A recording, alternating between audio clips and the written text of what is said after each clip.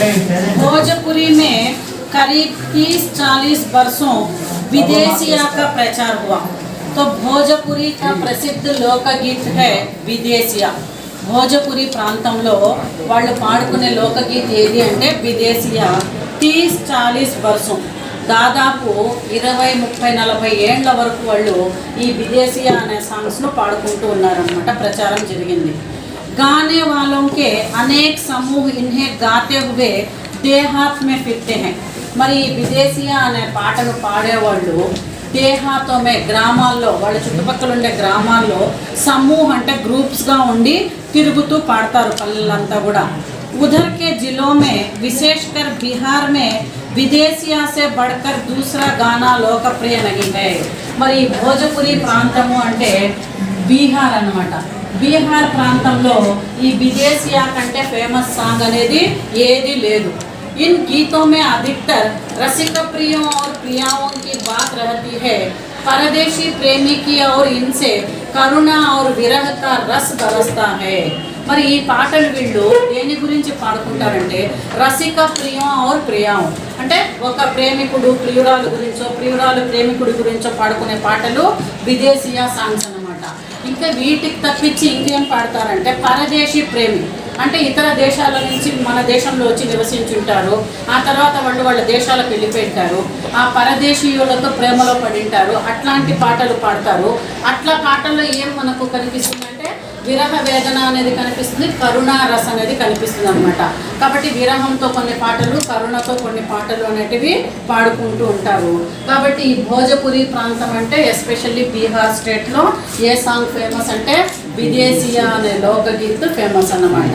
Next जंगल की जातियाँ आदि के भी दल गीत होते हैं जो अधिकतर बिरहा आदि में गाए जाते हैं। जंगल की जातियाँ अडवी जातुल्लो वाळ्ळु पाडुकुने पाटल्नि जंगल की जातियाँ अडवी जातुल्लो वाळ्ळु पाडुकुने पाटल्नि ఏమంటారంటే बिरह अंटारू। వీళ్ళ యొక్క పాటలు కూడా ఫేమస్ అన్నమాట లోకగీత్లో। पुरुष एक और स्त्रियां दूसरी ओर एक दूसरे के जवाब के रूप में दल बांध कर गाते हैं। మరి వీళ్ళు కూడా అడవి జాతుల వాళ్ళు కూడా పురుషులు ఒకవైపు ఒక గ్రూప్గా అంటారు, స్త్రీలు ఇంకొక వైపు ఇంకొక గ్రూప్గా అంటారు। పురుషులు పాట రూపంలోనే ఒక ప్రశ్నను సంధిస్తారు, దానికి ఆన్సర్ రూపంలో స్త్రీలు పాట రూపంలోనే ఉత్తరం ఇస్తారు। ఈ విధంగా వాళ్ళు 2 గ్రూప్స్గా డివైడ్ అయి పాడుకుంటారు ఈ పాటల్ని। ఏవవి బిరహా సాంగ్స్ అనమాట। ఔర్ దిశాయే గుంజా దేతి హై। ఈ విధంగా 2 గ్రూప్స్ పాడేటప్పుడు 4 దిశలు పిక్కటిల్లేలాగా పాడతారనమాట। पर इधर कुछ काल से इस प्रकार के दलीय गायन का హాస్ హువా హై। ముందే చెప్తున్నారు జంగల్ కి జాతి అడవి జాతుల వాళ్ళు ఇప్పుడు ప్రస్తుతం అడవుల్లో ఎవరు నివసించడం లేదు కాబట్టి కొన్ని సంవత్సరాల నుంచి ఈ బిరహ అనే లోకగీత హాస్ హువా హై అంటే కనిపించకుండా పోయిన లుప్తమైనాయి అన్నమాట। एक दूसरे प्रकार के बड़े लोकप्रिय गाना आल्हा का है। ఇంకొక ఫేమస్ సాంగ్ ఏది అంటే ఆల్హా। లోకగీత్లో ఫేమస్ ఏది అంటే ఆల్హా అనే సాంగ్। ఇది వచ్చి అధికతర్ ఏ బుందేల్ఖండ్ మే గాయే జాతే హై। బుందేల్ఖండ్ అనే ప్రాంతంలో నివసించే వాళ్ళు ఈ ఆల్హా సాంగ్స్ అనేటివి పాడుకుంటారు। ఆరంభంతో ఇస్కా चंदेल राजाओं के राजकवि जागनिक से माना जाता है। మరి ఈ బుందేల్ఖండ్ ప్రాంతాన్ని చందేల్ రాజులు పరిపాలించారు। మరి ఈ చందేల్ రాజుల యొక్క ప్రతి రాజుకు ఆస్థానానికి ఒక కవి ఉంటాడు।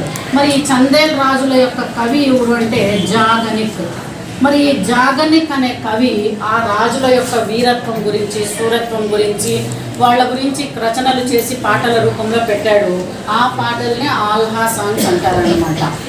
जागनिक से माना जाता है जिसने आल्हा ऊदल की वीरता का अपने महाकाव्य में बयान किया। तो बुंदेल के राजा चंदेल के राजा हैं आल्हा ऊदल। ఈ ఆల్హా ఊదల్ యొక్క ఈ జంట గురించి అక్కడ ఉండే రాజు రాణి గురించి రచనలు చేశారు। ఆ పాటల్ని వీళ్ళు పాడేవాళ్ళు అన్నమాట। पर निश्चय ही उसके छंद को लेकर जनबोली में उसके विषय को दूसरे देहाती कवियों ने भी समय समय पर अपने गीतों में उतारा है।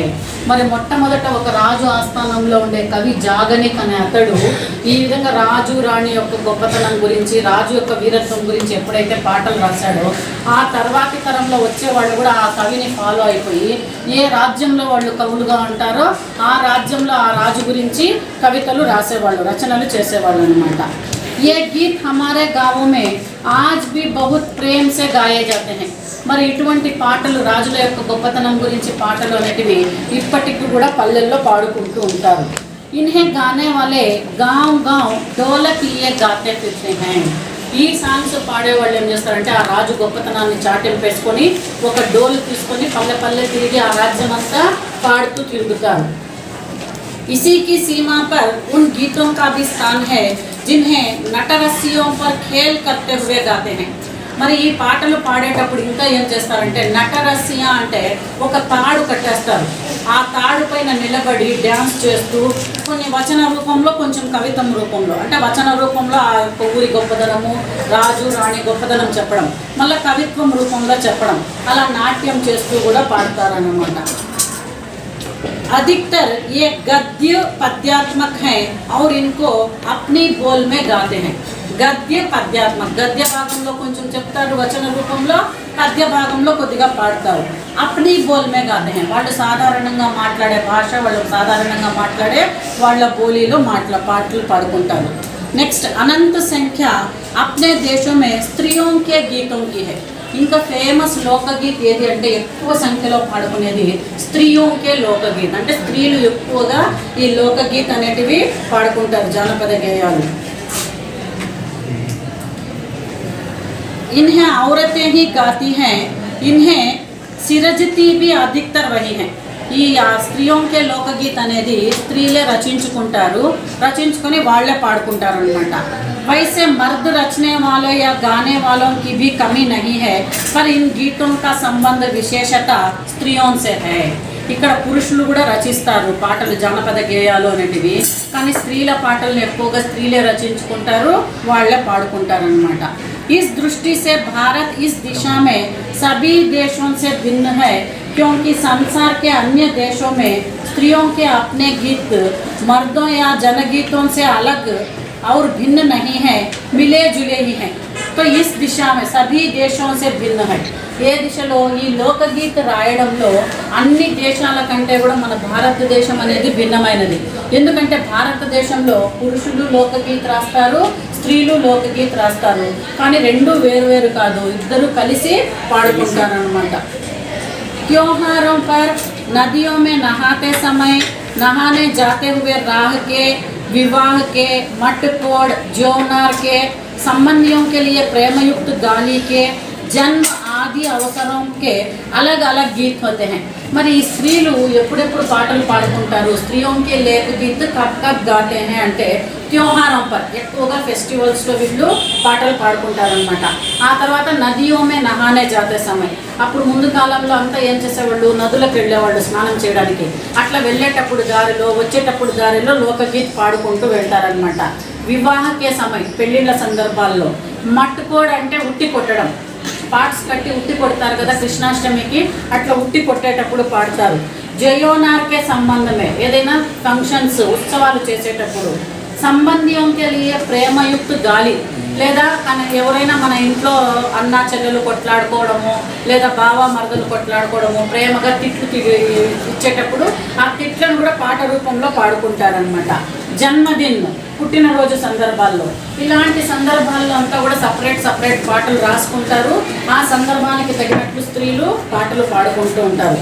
अलग अलग गीत हैं जो स्त्रियां गाती हैं। इन अवसरों पर कुछ आज से ही नहीं, बड़े प्राचीन काल से वे गाती रही हैं।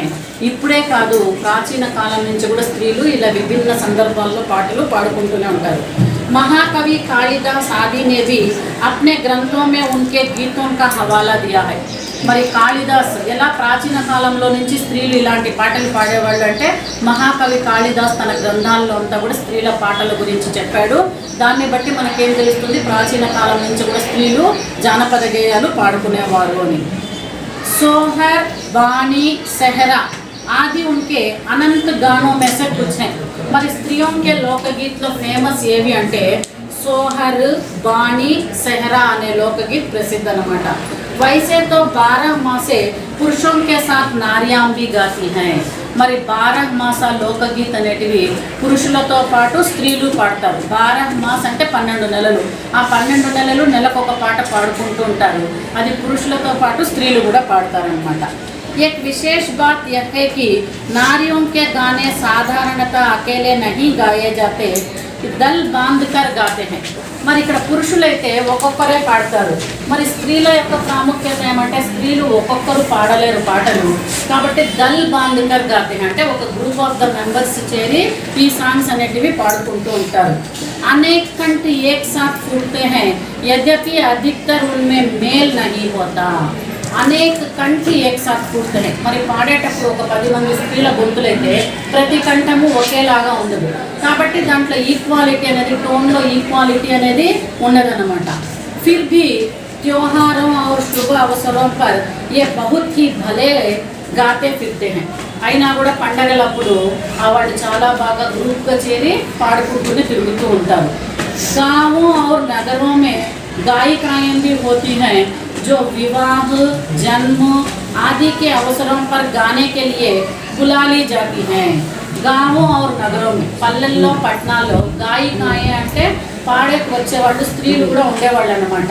వాళ్ళకి మనం డబ్బులు ఇచ్చినామంటే మనకు పాడేకి రానప్పుడు మన ఇంట్లో ఫంక్షన్స్కు వాళ్ళు వచ్చి పాటలు పాడి వెళ్ళేవాళ్ళు। सभी ऋतुओं में स्त्रियां उल्लासित होकर दल बांधकर गाती हैं। ఒక ఋతువు అంటూ లేదు, అన్ని ఋతువుల్లో కూడా వాళ్ళు ఉత్సాహంగా గ్రూప్గా చేరి పాడుకుంటూనే ఉంటారు। पर होली, बरसात की कजरी आदि तो उनकी अपनी चीज है जो सुनते ही बनती है। కానీ హోలీ పండుగ సందర్భంలో బర్సాత్ అంటే వానాకాలంలో వాళ్ళ కాలం సీజన్ స్టార్ట్ అయిన వెంటనే వాళ్ళు పాటలు అనేటివి స్టార్ట్ చేసేస్తారు। पूरब की बोलियों में अधिकतर मैथिल कोकिल विद्यापति के गीत गाए जाते हैं। మరి పూరబ్ వైపు ఈస్ట్ సైడ్ ఉండే వాళ్ళంతా కూడా ఈ విద్యా కోకిల్ అనే విద్యాపతి అనే రచయిత రాసిండేటివి, మైథిల్ కోకిల్ అనే రచయిత రాసిండే పాటల్ని ఎక్కువగా పాడుతుంటారు। ఆథర్స్ అన్నమాట వీళ్ళు, మైథిల్ కోకిల్ విద్యాపతి అనేవాళ్ళు। पर सारे देश में कश्मीर से कन्याकुमारी तक और कटियावाड़, गुजरात, राजस्थान से ओडिशा, आंध्र तक अपने अपने విద్యాపతి हैं। మరి ఆ కాలంలో రచయితలు మైథిల్ కోకిల్ విద్యాపతినే కాదు, కాశ్మీర్ నుంచి కన్యాకుమారి వరకు ఎంతో మంది రచయితలు ఉన్నారు ఇట్లాంటి సాంగ్స్ రాసిండేవాళ్ళు। కటియావాడ్, గుజరాత్, రాజస్థాన్, ఆంధ్రాలో కూడా ఎంతో మంది కవులు ఉన్నారు। కాబట్టి ఏ ప్రాంతంలో ఉండేవాళ్ళు ఆ ప్రాంతంలో ఏ కవులు అయితే పాటలు రాసింటారో ఆ పాటల్ని పాడుకునేవాళ్ళు। స్త్రీయా డోలక్ కి మదద్ సే గాती है। మరి స్త్రీలు కూడా ఏం చేస్తారంటే డోలు సహాయంతో పాటలు పాడతారు। अधिकतर उनके गाने के साथ नाच का भी फुट होता है। పాటలు పాడుతూ వాళ్ళు ఎక్కువగా ఆ పాటకు తగినట్లు నాట్యం కూడా చేస్తూ ఉంటారు। गुजरात का एक प्रकार का दलीय गायन है गरबा। ఇంకొక ఫేమస్ లోకగీతం ఏమంటే గుజరాత్ ప్రాంతంలో పాడతారు, మరి గుజరాత్ ప్రాంతంలో పాడే పాటలు ఏమంటారంటే గర్బా అంటారు। గుజరాత్ కా ప్రసిద్ధ లోకగీత హై గర్బా। ఇది ఇంపార్టెంట్ అనమాట। ఇది ఒక ఇయర్ పబ్లిక్ లో లాస్ట్ క్వశ్చన్ అడిగాడు, 3 మార్క్స్ క్వశ్చన్, గర్బా లోకగీత్ కే బారే మే ఆప్ క్యా జాన్తే హై। టోటల్ చూడండి, లెసన్ మొత్తం అయిపోయినాక లాస్ట్ పారాగ్రాఫ్లో ఉంది, కాబట్టి ఏ లోకగీత్ గురించన్నా మీకు 3 మార్క్స్ క్వశ్చన్ అనేది ఖచ్చితంగా వస్తుంది। గుజరాత్ కా ప్రసిద్ధ లోకగీత్ కౌన్ సా హై? గర్బా హై, जिसे विशेष विधि से घेरे में घूम घूम कर औरतें गाती हैं। ఇది కూడా స్త్రీयों के లోకగీత్ కిందనే వస్తుంది।